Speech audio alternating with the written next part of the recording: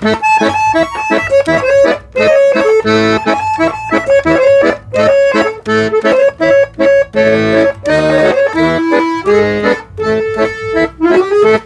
spune, pui de curbă peste Argeș și vreun pod, ca să pot trece și eu Argeșe în satul meu.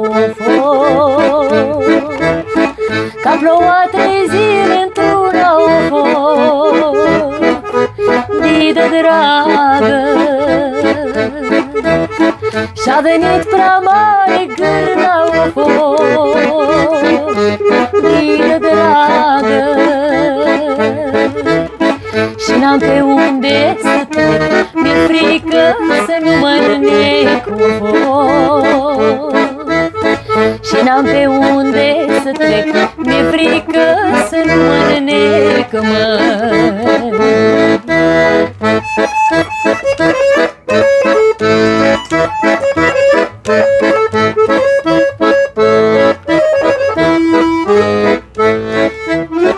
Argeșe, bine de tine,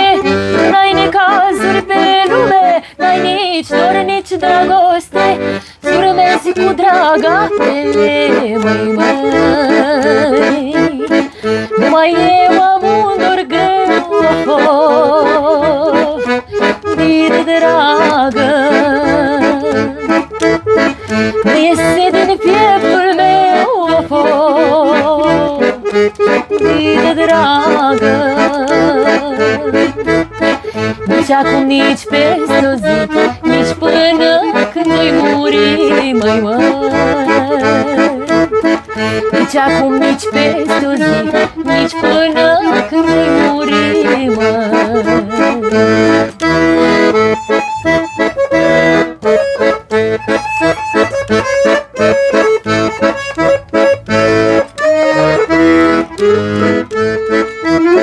Când ieșeam seara pe vale